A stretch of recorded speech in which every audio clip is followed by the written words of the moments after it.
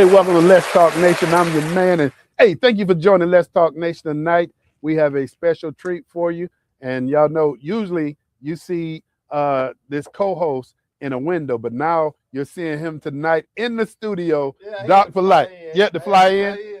Hey, but also you're in for another treat because we have. Oh, Doc, let me let you get your commentary first. Hey, Doc is in the studio. He's not too often in the studio. So, what you want to say to the audience before I introduce our special guest with us tonight? Well, nothing, believe it or not. Nah, that is not you. That is not you. We'll talk on the show. I came down because my buddy here, the man that has kept me connected to the radio. We've been friends for I know long time. When I think about that, Drug me over to Inspiration Radio Network, his network, and stuff. Had me flipping out and cussing folks out and fighting with the city. Hold on, wait a minute. Wait a minute. Wait, hold up. Going to the extreme since he's gonna take it there, he might as well do the introduction. So go ahead and lay it out. So this is a legend in Orlando. Man, Steve has been around. I told him, I say, me and you about the only two that know where all the bodies are still buried. But this has been a pioneer in Orlando, a person who has had their finger on the pulse of the city and especially our community for a long time. He has championed numerous causes. I'm a big fan of him and his wife, and they are salt of the earth people. They are always out serving the community. They've been like that. They just are gracious people. And I'm proud to call you my friend, Mr. Steve January. All right. Well, I appreciate it. Where those applause at? Okay, well, I appreciate it, man. So Steve, welcome to Let's Talk Nation. And I'm going to go ahead and say this. And this might sound corny. Okay. But, after I moved to Orlando, and anybody who's familiar with, the calendar, after December comes what? January. hey. Yeah, I have my own month now. You got your own month. I have my own month. My birthday is up to January. Okay. Yeah. But man, I tell you, on a serious note, when I moved to Orlando, and I wasn't even thinking about anything relative to being in this business at all. But I heard your name. Because folk were talking about, hey, if you are in this town and you need to know people, you need to know what's happening, you need to know how to get around, the person you need to see is Steve January. And I didn't know about your being a pioneer in this business. And then, Doc started having more conversation, and you and your wife joined us, was it 2 weeks ago? Yeah. 2 weeks ago. And you came into the studio and you said, wow, I like this. But then, hey, you know what? And attorney Greg Jackson, the general, for those of you, the general's on special assignment right now. So he will be back. But we love what we call iron sharpening iron. And you had a critique of the studio. Right. And a week later, or 2 weeks later, Hey, look. we fixed that critique. We remodeling everything. We remodeled. And for those of you who are in the listening and the viewing audience, and you hear this sound coming in even crispier than it's ever had before, you got to thank Steve January for that. You got to thank him for that. And we thank you for the expense of that as well. But it was sure worth it, man. Well, I appreciate it. I'm looking forward to joining your team. Well, man, and we looking forward to having you. But you know what, Doc, I'm gonna let you segue in a little bit. Oh, you know what? Let me back up, because we're gonna have Steve with us for the entirety of this hour. But I'm learning how to do this monologue thing, so y'all hang with me one time. Okay, go ahead. But tonight we're gonna cut through the noise and getting straight to what matters. Right now, we're watching major legal action against companies like Meta, Facebook, and Instagram because of how much power they've accumulated. That's not just a tech issue, that's a community issue, because when a few platforms control what people see, they also influence what people think and what they believe, and ultimately how they move. And that takes me to something that Steve January said when he was in here a couple of weeks ago. He said, man, ain't nobody talking about the things you guys are talking about in Central Florida. And he was even a little bit more specific than that, but I'll pass the baton later. But let's be real. Our community is feeling the effects. Politically, we're reacting instead of organizing. Economically, too many of us are still locked out of ownership and real opportunities. Culturally, our narrative still is too often shaped by somebody's outside culture. And in our communities, we've got good programs, but not enough alignment or coordination to move the needle. That's where Let's Talk Nation steps in. Doc, you've been the executive producer, man, 7.5 years now. We've been in operation 8 years. You jumped right in, man, and you've taken the bull by the horn, and you've done what it has taken for us to move the needle to the next step. Well, I know the power of media, okay? And I understand it. I understand the freedom that it can bring to a community, the voice, and the change that it can do. So when y'all wanted to do this, I was all in. You didn't have to sell me because I knew the transformative power of what you were doing. So You knew the assignment, and see, you get me on the phone. And Steve, he'll get me on the phone like 10:30, 11 o'clock when I'm trying to wind down. And That's Terry. He'll start, yeah, That's that's him. Terry. He'll That's start a him. conversation that's going to last another hour. Hour, yep. But you know what? Here's where I'm going to say God put people in your path for a Yes, reason, that's true. because this platform isn't just talk. It's about connecting information to action. It's about making sure people understand how power works, yeah, where the money flows, and how we need to position ourselves. But you know, Steve, when you came in here 2 weeks ago, you said one thing. You said, "Man, I love this," and I'm gonna be, if you don't mind, I'm gonna be even more specific.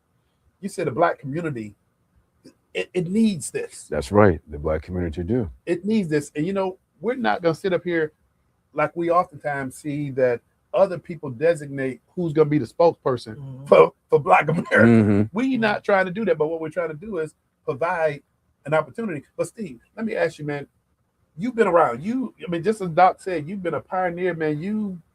You've already cut your teeth on this. Mhm. What do you see as it relates to Let's Talk Nation and what it can bring to community?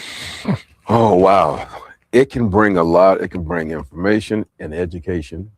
When it comes to information, I can see what Let's Talk Nation have been like a news station 7 days a week, Mm. giving news that the community really needs. Okay, there are a lot of things going on in Orlando that news stations don't cover. Mm. It's time out for all the negativity, Yeah. and that's bringing some positive news, and that's help our young people. Mhm. You start bringing positive news, and you start educating the community on a lot of things, like this thing with social media and all. Okay, our Black community need to be educated more about the social media and the real deal about it. Yeah. When it comes to education for our young people, take off all the negative stuff. Let's start educating and highlighting our young people. That way they get motivated now to inspire, to encourage themselves to be more. Mhm. That's not happening. That's not happening. Let me ask you the $1 million question. And Doc, I Mhm. appreciate you chiming in on this. Mhm. I'm gonna go back to Deion Sanders. I'm gonna go to the Colorado Buffaloes. Yeah. Mhm. You know, when they were playing games last season, Hmm. a lot of those teams that went in and beat them. Yep. And I like Deion. Believe me, Mhm. I love Deion Sanders. He's motivational. He's inspirational.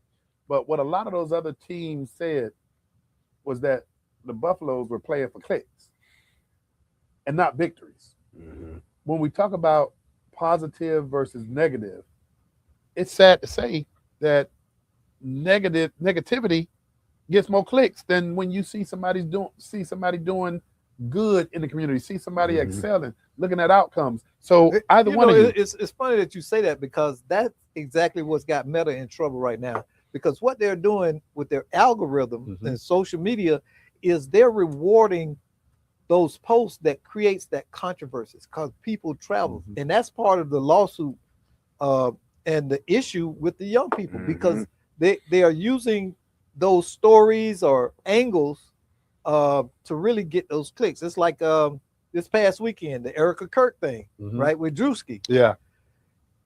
Homeboy put it out Saturday afternoon. It's already at 180 million clicks Yeah. as of this morning. Mhm. Okay. Now, the thing about it, he never says anybody's name. But immediately people got upset, and it's like been this big brouhaha all weekend. Mhm. Okay. And now think of it in the context of the bullying that goes on with kids. Mm, The same kind of mm. thing. Yeah. And Meta is pushing certain and allowing certain behavior on their platforms that encourages that. The kids follow that. Okay. School fights. You see guns on Facebook all the time. You see fights on Instagram all the time. That's true. So I know, but I know you don't have a quick fix, because if any one of us did have it, we'd certainly be out there doing it right now. But how would you take? Well, the quick fix I would think, Brother Love, is that it goes back still to the home, the Mhm. parents. Yeah. We have to monitor our kids more and more. Okay. When I do see Facebook, I'm seeing always negative thing. I'm seeing fights.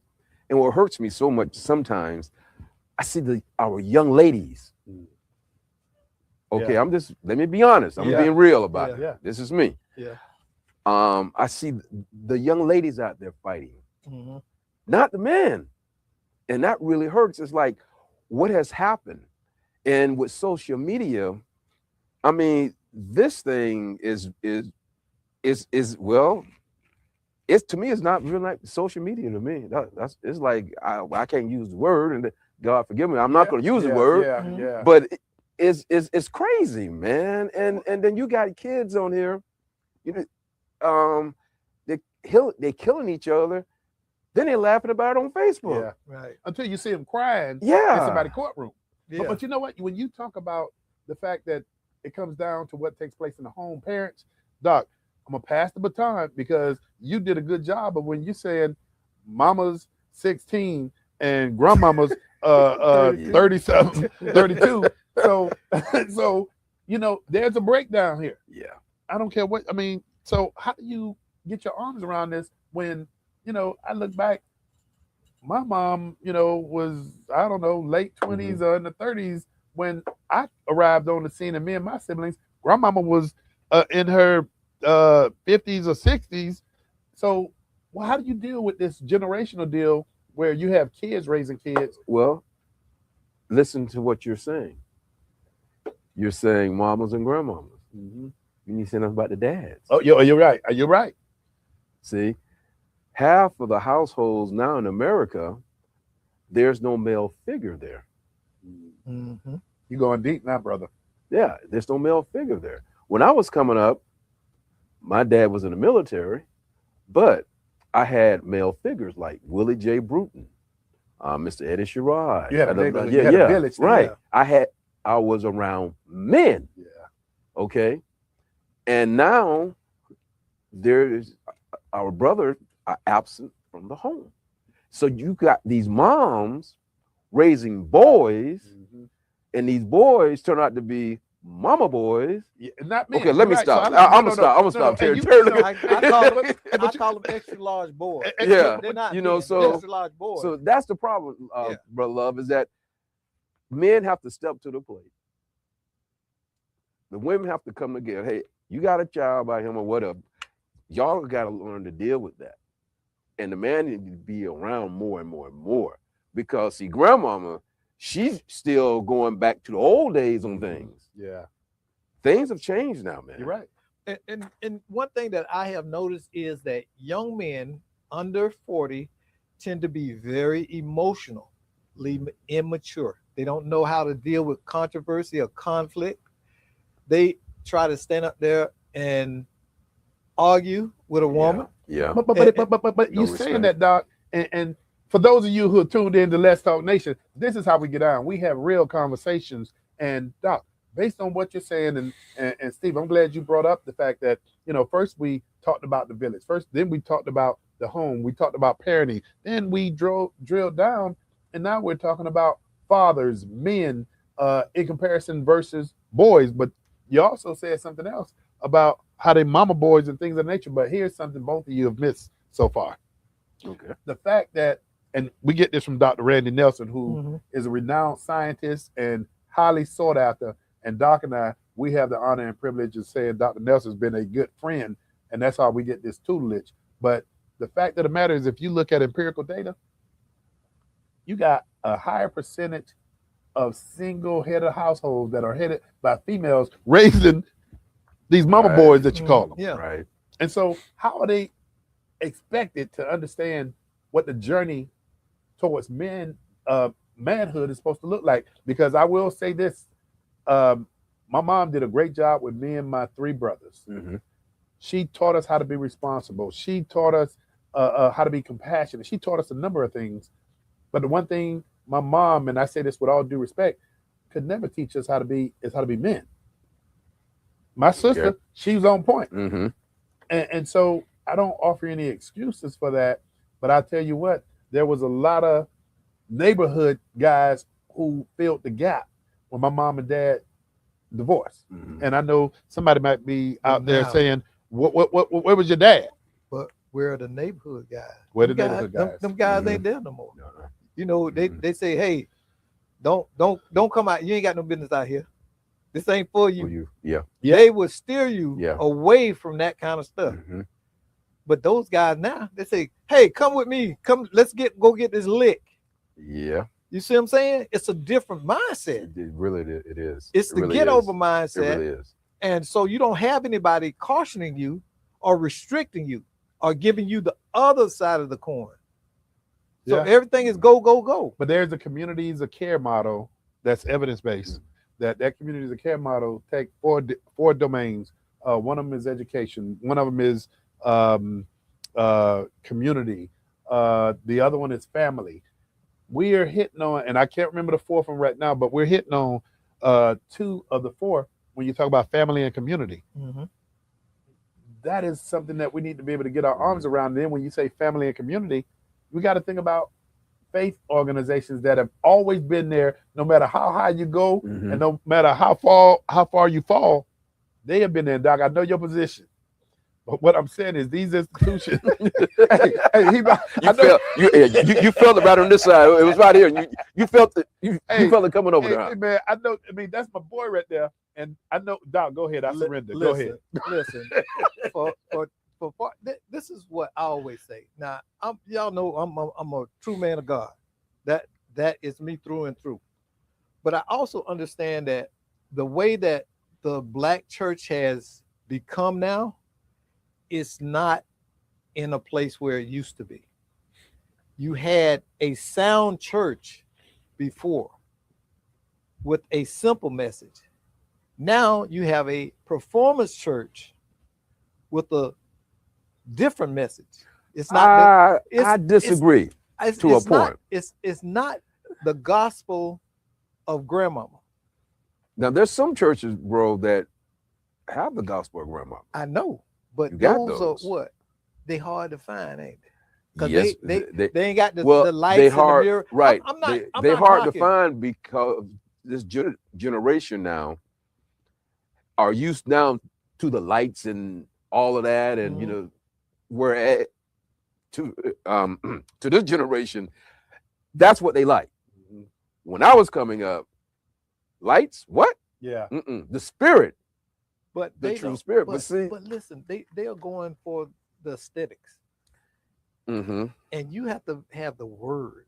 That You word is gotta have a word. foundation. Yeah, yeah. And if the foundation isn't being learned, okay, that I'm working on a book called Microwave Jesus, Oh boy. and it's about how the faith has now become this instant gratification system, Want and it now. motivational tool, and they want it right now. When God doesn't answer their prayer right away, it's like they clicking for likes. God, where's my favor? God, where's my blessing? And we can't approach our faith like that because faith is slow. Faith is a marathon. Yeah. It's not a sprint. Well, you know what though, Steve, I love that little, because I was about to say, okay, you know, I love that little bout with Mike Tyson and Ali, because that's what this show is all about. We're gonna sharpen each other, and Doc and I, just like you say, well, I respectfully disagree. That's me. That's usually me with Doc with Yeah. this, and you know, I got to tell you, and we that's my brother, but iron sharpen iron. And I also believe that you're right Mhm. in a great respect, but we can't condemn, like you mentioned. Mhm. You can find them out there, but we can't condemn all of the faith It's not community. condemnation. What I'm saying is, see, my point of view is when you see a problem and you know it's a problem, you fix a problem. Mhm. You don't pretend like it's not there. What I'm saying is there's enough evidence based. See, me and you both Yeah, like that yeah, evidence based yeah. and empirical data to look at the church with a not a judgment eye, but a real eye of understanding where it's at and where it's not at, and saying that truthfully. I don't want to see the church destroyed. I'm not against the church. What I'm saying, if you're going to do church, do it right. Mhm. That's what I'm saying, because you are in charge of people's souls. If you're a leader, Mhm. you're leading them somewhere. Well, see, the black church have changed because we go to these white churches, these white conferences, and what they're doing. I had to go there. I'm sorry. Had to go. Listen, Okay. And I've noticed that with me being around ministry for so long with Mhm. radio, I have seen that where you go to these conferences, you come back, you're doing what they're doing. You don't have to do that. Yeah. Keep your people like, just be real. What's going to bring people to your church is your word and how you're going to really teach the Bible. They've gotten away from that. Which still goes back to the point of what's going on today in our world, even like with single moms. Mhm. Okay, they reach out more to the pastors than anything. And now you have women pastors who are really out there doing good things. Mhm. Women pastors who are married Mhm. and is really mentoring women in their church. Mhm. Okay, and they're trying to show that family unit. And you do have some good pastors out there that's doing the same thing, trying to Mhm. show that family unit. So what has happened is that with some, not all, just with some, they've gotten away because when they go to these conferences, they're coming back with a whole different mindset. And I've noticed that Yeah, about life. and now they want to bringing be it to the black community. they want to be CEOs. That's something different, man. They want to be Wanna be CEOs Yeah. and heads of business. Yeah. And the church is not a business. As much as we want to say about the lights and all of that, the first duty of a church is to save souls. And then the second, it turned into a business because you need finance to run that church. You're right. You're right. That's true. You But need the you finance to run teach, the church. but you see, if I was running the church, I'd never be a pastor. Okay, my thing would be to go to the people and say, "Look, we want this building. We have this responsibility every month. Here's what the bills are. We need giving that coincides with that. Okay, to help. We need to fundraise and all of that. I would not resort, and I'm not saying a lot of churches do this, but I've been in conferences and events where they say, "Oh, we got $1,000 line over here if you want a special blessing for your Mhm. building, for your ministry, and all of this. It's $10,000 line, and come on, hurry. I've seen big names do this. Mhm. Okay, that's problematic for me But you know what? But, go ahead, Doc. I'm sorry. because it's about salvation. It's not about the building. And what does it say about your faith if you have to con people out their money? Don't you trust God to build your church to reach the people? God knows the minister's heart. If your heart is true and genuine, God is going to provide. I have no area of my life personally where the things that God wanted me to have and I needed to get done that He hasn't provided. It's about faith. That's what faith is. You're right, Doc. But one of the things that you said, Steve, that I got to go back on, based on what people are looking at, and you mentioned that people are looking at pastors and them basically giving their word. I think the word that I'm looking for is people are looking at the level of authenticity, because a lot of times, and Doc, you mentioned it earlier, and I hate to say it this way, but some of it is performance. Yeah. When people are looking at, are you real in terms of what you're saying to them, And it comes back down to that authenticity of when you go to the faith community and see those of you who are tuned in to Let's Talk Nation, if you want to join in on this conversation, you're more than welcome. The only thing that we ask is that you be respectful in joining this conversation. If you want to dial in, that phone number is area code 407-921-6195. Once again, that number is 407-921-6195. But back to the conversation. You know, every word that both of you are saying, I think is going to help people.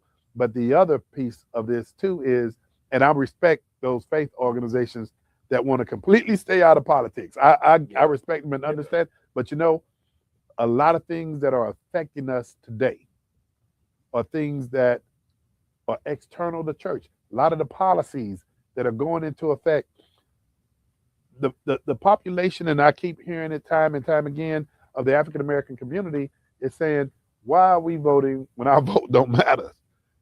But it does. If it didn't matter, they wouldn't be trying so hard to take it from you. You're right. You're right.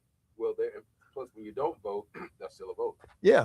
You're right. Yeah. You're right. Still a vote. And I say that in respect to the fact that, again, I respect churches that don't get involved in politics. I respect that. But at the same time, I do believe that congregate members do need to know what's happening to them external the church. I mean, if nothing else but to say, hey, for those of you, we don't want to know your party affiliation. We don't need to know any of that. But what we want to say to you is sharpen up, research the candidates that you're voting for, because it impacts and affects your community. And one other note I'm going to add to this is some of these churches that we're very familiar with that are in what I would call communities that the dirt don't cost as much as it costs in those communities that got these big mansions. So these churches can continue to build and add on and grow. But then if you look at the membership don't live in that community. And so these are some of the things that we need to have more dialogue and discussions about, because it's about making progress, not holding anybody back. And it's good that you say that, because as I said earlier, with this program, with this show, once again, it's about educating. You're right. Yeah. You're right. And for far too long, we've been miseducated. Look at the thing with Nick Cannon this weekend. I don't know if y'all followed that. Nick Cannon gets on social media and he blows up and tells the world that the Democrats are the party of the KKK, and he doesn't believe in the Democrats. He's going to stay Republican and all of this, that. And of course, people were livid because he didn't do his research. See, you don't just pop off. Know what you're popping off about. Yeah. So he doesn't understand the party realignment that took place from the 40s to the 60s. And in fact, that the Republicans that are now in the Republican Party, I mean, the Democrats that were Democrats then, when the Civil Rights Act of 1967 was passed, they fled the Democratic Party and went to the Republican Party. So those racists that were there, remember the Dixiecrats and all of that, they went in mass and signed up as Republicans. And so the party's inverted. So the Democrats did at that time, okay, 100 and something years ago, they were the party of the Klan, but that's not who we have now. Now, I'm not saying that absolves the current Democrats of not being racist, but it's less about the intentional things that we are seeing perceived by Republicans now. I don't want to say that all Republicans are racist, because that's not what I'm saying. But what I'm saying is that the tendency for that side to do things that limit our growth or try to push us back, like killing DEI and things like that, and making us the face of every social problem in America, that's a problem, because we're not. Well, two things that I want to point out is when you said Nick Cannon represents to me an entertainer. I mean, that's all I'm gonna give him credit for. But he's an influencer. You're right. He is. But Doc, you say he's an influencer. Here's one of the things I want to say about this influencer, and I'm not gonna judge. and Steve already know where I'm going to go with this. But we're talking about family unit. We're talking about village. We're talking about being, in essence, a responsible father.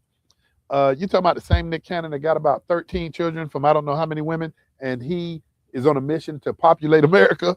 I mean, is that the same Nick Cannon you talking about? That's the same Okay, one. all right. So let's put it in. But Even our but our listen, sound engineer had to laugh at that one. but and Mondo is in that demographic, and he can tell you how much influence this boy got. Okay. And so it's not a harmless remark out of his mouth. You are absolutely correct. See, this is where me and Doc start fighting. You are absolutely correct. And when I say fighting, I love the brother. But okay, I understand that. But this is the same. I mean, maybe I can't get past. He's not setting no kind of example. Yeah. But Family but example, but to us, especially family but to example. us as men Mhm. at our age, we see him for the little idiot that he is. Okay. But you're talking about the ones that for the he's ones that actually follow him and go and watch Wild and Out, that go to these soul out shows that he have. He got Country Wayne them on. He got Carlos Miller, 85 South, all of these. 85 South. What happened to 95 South? Now, 85 South is a group of comedians. But what you gotta understand, though, once again, here's media. Mhm. He is backed by certain people. Mhm. Okay. Let's make it that he's making money for it. Right. Mhm. So I'm writing your check. Mhm. You do what I say do. Yeah, I get your point. If not, we're gonna pull the show or do what we gotta do. We're gonna Kanye you. There you go. There you, yeah, And you're right. We're gonna And that's how Kanye you. entertainment works with our black people, our black entertainers. As long as you and I have been For an around. example, look at Bill Cosby. Okay, can I go there just for 1 minute? Yeah. Okay. The reason why Bill is in the trouble that he's in is because he was going to buy NBC. NBC. So, in order to stop, because the deal was going to go through, Uh-huh. so they kept holding up Bill. They kept saying, wait. But on the back end, they was trying to get something on Bill. And all this stuff. If you really think about it and do your research with that whole thing about him, Mhm. it's all because of NBC. Mhm. He was going to buy the network. It was up for sale. Uh-huh. They was about to go bankrupt. And that's one thing I didn't know. I didn't know. Yes, he had all the money. He Yeah. had all his money lined Yeah. up. Yeah. So Absolutely. they got all these But ladies and stuff. here's the interesting thing. I mean, and this is some good dialogue and conversation. Our synergy, our ability to generate revenue, and Doc, you used to say this a lot when we first started out. We don't produce anything. I mean, I don't want that to be the catch-all, Mhm. but when you're just a consumer, you don't have a lot of power. Right. And when you talk about what Bill Cosby was attempting to do, and this is my first time, I'm sorry, Mhm. I try to keep myself educated, but it makes sense. Who was the guy? Byron Allen. Mhm. He just sold all his TV stations. See, we Last got week. to get him in here for him to update us, because I was about to use him Yeah. as an example Yeah, about what he's been doing. Yeah, he's doing so most of all his stations. I think he got tired because they fought that brother. They I don't think he got tired. What? I think it's more once again, Mhm. you gotta stop doing all this. Mm. When you think about everything that's happening in Black America right now today, Yeah. it's because of one man sitting up and Yeah. Yeah. But you know what? Here's something that I'm gonna respond to, Doc, and it falls back on something that you said, and you gave a good history as you talked about Black folk leaving the Democratic Party, going to the Republican Party, and now they're back to the. Here's the thing I often have a conversation about, and y'all go ahead and like your girl was talking about the math ain't mathing. I can't remember who that was, but I'll still stand on this. When I look at white America and the fact that white America, when there's somebody else in the White House, they don't go hungry based on party affiliation with it changing up in the White House. When you look at Hispanic America, they don't go hungry because there's a change in the White House. When you look at Asian America, they don't go hungry because there's a change in the White House. But when you look at African Americans, when you look at the fact that identify, and and this is not going to change in my lifetime, but I'm seeing this younger generation being a little bit more responsive to this topic. And even though their response to it is becoming independence, which I still say that's not a fix all, but if you're a party, if you're a population of people where the majority of you are gravitating to one party, to me, I mean, I might go even as far as to say terrible business plan. But how can you expect to have any leverage, gravity, and be able to influence those that are making policy decisions about how you are impacted and affected? If you don't have the numbers, why would, you know, and I know from a morality standpoint, both of you gentlemen would sit up here and say, well, if you're a politician, you should care about others. Well, if you're a politician and your district is this little triangle and you got to cater to the people that's in your district, and you're saying, here is a population that support me and here's a population that don't. Come on. Well, listen, it's like I always talk about, Rod. I say, nobody respects beggars. And what I mean by that statement is that when you don't own anything, when you don't have any influence, when you have no power, your requests don't carry Fall any on weight. deaf ears. You're right. You're right. Because you're asking me for something, but you're not giving me anything, and you have nothing of value that I need. So I don't have to pay attention to you. But the same can go toward when you see candidates. I remember when they used to, and I'm sorry, Doc, but when you get me excited about this stuff, because this is my wheelhouse. It used to be a time where we used to see politicians go to the black church early and often. Now you see an election, and the general, Attorney Greg Jackson, talks about it often. You show up 30 days, maybe 45 days before an election, and you might put one person out there on the street to deliver your message. And what we've seen in years gone past, even the Hispanic community start funding their outreach a year in advance. But you come to the black community in 30 days, 45 days. Instead of paying everybody, I go to one pseudo leader, get him $5,000, and then have him tell everybody to vote for me. So again, why do I have to owe you anything? Yeah. Well, you're giving me for free, you're giving me your support because you listen to Leroy or Ed that I paid $5,000 to. You see, remember, you weren't there, but when Charlie Chris came, he pulled that. And this was over at, what's the guy's name over on Orange Center?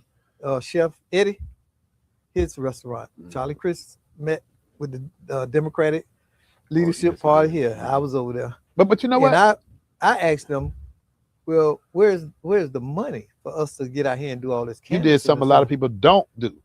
And I was at the table with Rucker. Don't go. But I was at the table with him and somebody else. And I said, well, did y'all ask him? And they said, no, we ain't got to that yet. I was like, man, I don't want to hear this crap. I got up and left because my thing is, I'm a business person. It's transactional to me. You want me to get out there and do something? I'm not doing it for free, and I'm gonna tell you that. I used to love when politicians come around. They come to the church and they give their spiel until I woke up and realized we need to stop doing this. Now, you come during election time. After election, we don't see nobody. If they will start coming when they start worshiping with the black community, then they can understand a little bit more. But these guys and women, they don't understand the black community. We don't own anything. We as a community hold no economic power other than what we can spend. But whose fault is it? It's our fault. Thank you. It's our fault because we value it's like when I was a kid, it used to be this thing about I'm gonna move out the hood and go out there and Dr. Phillips. Oh, everybody wanted to move to Dr. Phillips. And made a mention to somebody. I said, if the same people that's here all were able to move out to Dr. Phillips, then Dr. Phillips will look like here. Because it's not about location, it's about mindset. Yeah, yeah. But you know what? Steve said something that I don't want to overlook. He said, "Whose fault is it?" And we don't gloss over that. It is our fault. Look at the black businesses in Washington Shore, Brother Love. When I was coming up, everything in Washington Shore was black owned. Everything on Church Street, black owned. Paramore, black owned. How many times I told you? I tell them that all the time. So, doctors, lawyers, dentists. We had it all. All. The movie theater. You had the Carver Theater. And it's gone because the black community did not fight hard enough to keep this going. Well, I'm gonna even go out a step further, Steve. Okay. You know, when we talk about whose fault is it, and then you mentioned that black community didn't fight hard enough. Man, I'm looking at our black leaders. I'm looking what camera over here. Our black leaders today, and I'm not gonna go calling names, but man, it's a crying shame that it's about a popularity contest. When you look at Orlando and you look at opportunities and lack thereof, and you look at our leadership that we got in place, let me say this, and I'm gonna just break this down very, very elementary. People say, well, why black folk can't say what they're gonna do for the black community when they're leading up to be elected. I'm gonna tell you why they can't do that. They can't do that because for the most part, you don't want to lose the people that are actually voting for you. And if you look at the supervisory election data, a lot of black folks don't get into office based on black votes. The numbers aren't there. Plus, you got a lot of black folk that don't go to vote. And so I get why you don't say what you're going to do for black folk when you get in office. But when you get in office, like you're doing for everybody, do something for people that look like you too. And what I mean by when I say that, I'm not saying go and try to enact some quota. No, that's not what I'm saying. But there's a lot of black folk out there on their own merit and competencies that deserve to be in the room. That's our biggest complaint, is not getting in the room. But then we got black folk that are now, and I'm going to take you back to 4 years ago. What did we do? What did we do over in the park? Oh, we had are you talking about the task force, or which one? Because we did a lot of things. We went over there and held a meeting. Okay, we did a film. Oh yeah. And everything about that community. Had potential investors who are going to bring in development in South Apopka. Went around, told the whole community. The whole community had the churches telling all the people. Now the people knew that this meeting was going to come. See, 13 people showed up. Wow. So if you won't show up for what you need, why should I be concerned about what you don't have? Yeah. Because you're not participating. I don't know what you need. Okay? And we've got to get our community past that. Come up and speak out. If you want something, then y'all need to get together and demand it. Well, and then the reason why is because some of them are saying, well, they're not going to do anything. It's going to be the same. No, because young people are not taking that. No, I'm gonna tell you, this generation has changed. Yeah. If this generation was back when we was coming up, I don't know. They are not standing for it. Yeah, they're not. See, we took a lot back in the civil rights days. We took a lot. What their biggest barrier is? People my age won't get out the way. Look at all these. Look at Maxine Waters, 87 years old, trying to run for re-election. It used to be a time where it was building a bench. It was grooming people to take your place. But then we see elected folk in Congress and at other levels that they want to die in office. But you know what? Y'all remember Greek mythology. You remember Caesar. You remember what happened to Caesar in the chamber? They viewed Caesar as this dictator. Yeah. And they said, well, you know what? It's time for him to go. And even when they started putting that sword in him, they told all the other members in the Senate, he gone, but y'all better stick your sword in him too, because you're part of this. And it shouldn't be whereby you got to have folk kind of flip on you to Mhm. say it's time for you to go. That's number one. But I wasn't planning on doing this, but this seems like a really apropos moment to do this. Steve, we invited you here, man, because you've been a trailblazer. You understand this business. The General Attorney Greg Jackson, myself, Doc Polite, Armando, our sound engineer, has been with us day one. We did this, man, because it was an assignment that we realized. We didn't know, they say if you want to hear God laugh, tell him what your plan. This wasn't our plan. Mm. But 2 weeks ago, you and your wife came into the studio.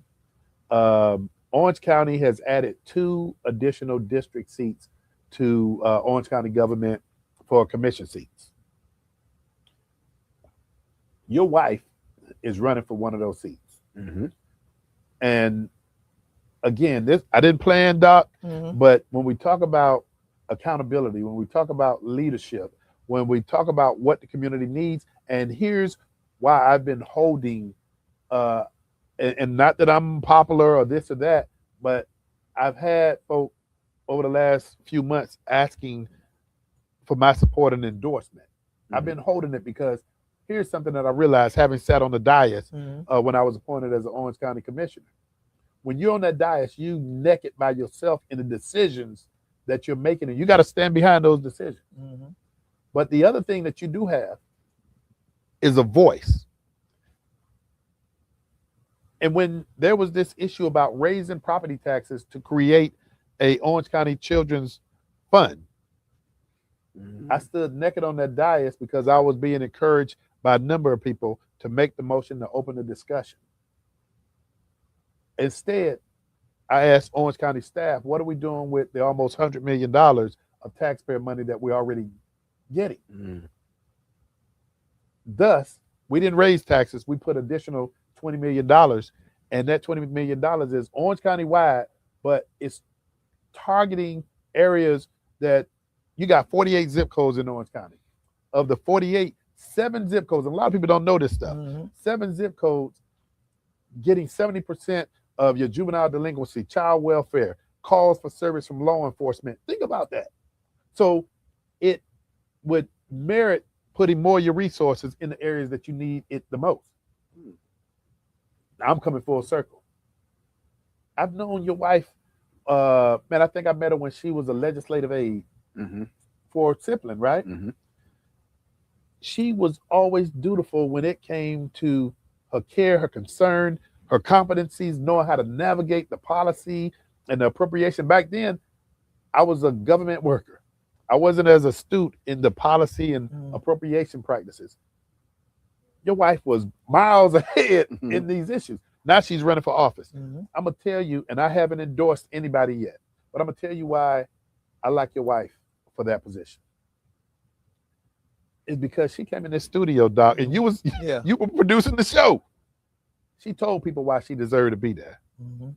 She started hitting on some concrete points about the need in that district. But something else she talked about that just moved me. And you asked her the question. Say, how did you arrive to this point where you decided to run for office?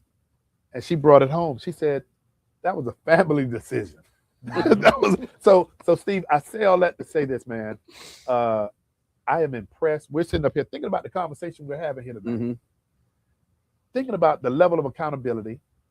I'm tired of the malpractice. And I mean, I believe government has a space and a place in people's lives. But I do believe we don't hear what we used to hear where government officials or people running for office, they tell you, I want to keep government out your life. I want small government, but I want, at the end of the day, I want some outcomes from government. I know privatization is a bad word when you talk about Democrats. So I'm going to use outsourcing as a better word. And I ain't getting caught up in the party, this, that, and another. Because we don't care about parties when it improves the quality of our lives. But I heard your wife start speaking some things into existence, and she's not even there yet. Mm-hmm. What I'll say to you is whatever's going on, man, that's developing this synergy and energy in your household. Because I know it's a sacrifice. When I was in office, my wife would be like, man, your daughters are, my daughter was one in high school, one in junior high. It's like your kids see you when you leaving out the door in the morning, beating them out of the door, and she would tell me, "Hey, hit this one need to talk to you. That one."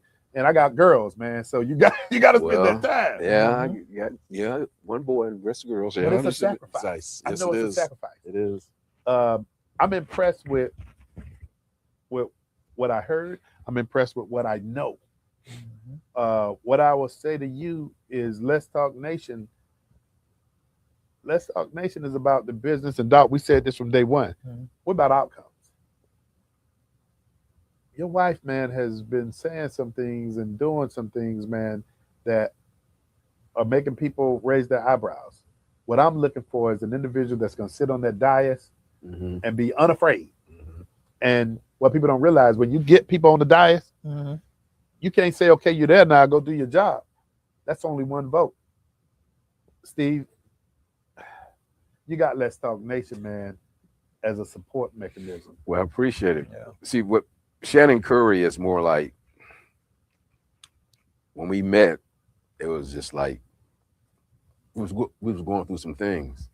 But what I noticed about Shannon, she do have a heart. Okay.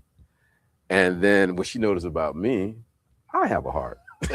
Too hard. So okay. Mhm. And then with the kids, good kids, they grown now, all but one. The one is that who goes to Bethune, Y'all got a wildcat in there? political science, Okay. political science major. So, but Shannon, she has the first black girls volleyball team in Orlando. I did not know that until 2 weeks ago. Yeah, AAU. She has worked hard in developing that team, and also my daughter Cameron, who went to Virginia Union, played volleyball on a scholarship. She's with her mom. Okay. So they have developed this team, and now it's shocked. I went to the game, like, how many teams do we have now? She said, babe, we got almost 3 teams now. We only had just one team, and it's been a struggle. How have y'all been doing this from a community perspective? Um, What supports do you get? Parents, Oh, okay. by parents, paying a little money, whatever, and they're not really paying that much because Shannon Hart is into volleyball and showing the community that, hey, it's not about basketball all the time or football all the time. There are other sports that our children can play to get scholarships. Mm. My thing in the back of my head has always been that if I can find me somebody to do lacrosse for the brothers, I'm gonna do some lacrosse. I mean, come on, there's other sports and scholarships that these kids can get. And with volleyball, Terry and Rob, I didn't know volleyball was that big. Mm. It's huge. And I mean, they have the Nationals coming to Orlando, Yeah, the and beach we're playing in the leagues. Nationals. I know it's big out in California. Yeah, it's big all over, and Oh. we're playing in the Nationals in June. Oh wow. And that's Shannon Hart is her heart is in. I'm not saying it because she's my wife. I know her. And that's in the Rosemont area, right? Yeah. Okay. She's pulling girls from there. And now there's other volleyball clubs are looking at her like, and the parents are like, hey, I want my child to come over there with you because they get down with those girls. Well, you know what? Because I realized, and I told you about Doc. He's the executive producer, but he won't close the show because Doc will get us wound up. You got 6 minutes. There you go. But I will say this: when it comes to black media, Mhm. Orlando needs this more. Yeah. Okay. We need black media. There are people who have black media. Ty Christian was one of the first ones, along with Willie Clark. Willie Clark has That's a show. the name I was. Yeah. Yeah. Willie Clark, the Willie Clark show. Willie worked hard in this community Yeah. for black media. I'm telling you, Blood really worked hard. Before you go there, because this is the other thing I want to close out with before we finish there. Your wife running for office. The one question I did not ask her when we were doing this interview is her amenability to working across the aisle. When you see that you're in a red state, you see the pain in your community. That's the one question that I did not ask. She can her. work it. And by you being her better half, you can answer that question. She can work it. She can work it. That's what I want to hear. I She want to can hear work somebody it. who is not pushing back. She is not gonna get in the chamber and roll around on the floor. No, she's not. Okay. She's gonna fight for her community. Yeah, That's what I wanted to hear. and she's gonna do it with dignity and class. Yes. I told you who her Yes. mama is. So yeah, well, you Yeah. told but you told me who her mother is, but then you Her know brother. we had to pull it out of her the Yeah. other day. And for those of you who are watching this show and are wondering, Shannon Curry and all these attachments that we're talking about, her brother up until last year Mm-hmm. was the only defensive player, Black defensive player in the history that won the Heisman. that won the Heisman Trophy. That's right. Mhm. Up until Travis Hunter. Yeah, right. Yeah. And so, man, And they friends. some good lineage though. Yeah. I mean, so Steve, man, we want to thank you, man, for joining us on Let's Talk Nation. And you know what? That door is always open. Yeah, we're looking forward to you being back, and we're gonna have some off-camera discussion a little bit later because you're bringing some things to the table. Okay. Doc, man, you know, let you get some words in, man, to, you know, let the audience know what your thoughts are this evening. Well, you know, the thing, I'm big on solutions too. I don't want to ever walk away from a conversation and say, you know, I'm just complaining. Uh-huh. There are answers out there. One of the things that I would tell our community, we've got to get on top of AI. We've got to Yeah. teach this Yeah. because it is a liberation. It can free so many people from having to work for others and do things for others. And those jobs, those service jobs and all that stuff is going away quick, Well, fast, and in a hurry. That's where the talk show can come in and sponsor our night, bring the community, rent a venue, Mhm. educate them. Yeah. That's what you do. Well, you know what? If you're interested in, you know, your business being broadcast on Let's Talk Nation, if you're interested in coming in and subscribing to the Let's Talk Nation studio, please reach out to us. That phone number is 407-921-6195. I almost forgot that number that quick, Doc. But also, hopefully, we may have an additional expert who knows about this business far beyond what I know, equal, if not matched by what Doc Polite knows. And I'm talking about none other than Steve January, because you said something that was critical 2 weeks ago, and 2 weeks later, not only have we fixed it, but I walked into the studio and Doc is in the studio making sure that it's working right. And you know, Steve, man, I just want to say thank you for joining us in the studio this God evening. bless you. Mondo, you've been, like I said, you've been with us since day one, and Mondo is the one you never see on the big screen making us look good. But Steve, I want you to have the last words, man. What do you want to say? And you can include whatever it is you want, brother, because Well, this is your time. only thing I can say to the community is let's come together, stop talking, let's start making some moves, and let's start really understanding our culture. Education is the key for the Black community. Yep. I And agree. that's what we need to do, is educate our people more. They're trying to take everything out of the school, all our history. And what these young Black kids need to understand is that when you research your Black history, it will change your mindset about what you're doing now. Mhm. Well, for those of you who are still tuned in, you joined Let's Talk Nation, and tonight we hope that we drop some things on you that, as Attorney Greg Jackson would say, increase that IQ, Doc, 2,000%. 2,000%. But once again, thank you for joining Let's Talk Nation. Tune in next week, same place, same time. Doc Polite, you don't have to go home. But you got to get out of here. Till next week on Let's Talk Nation. See you there.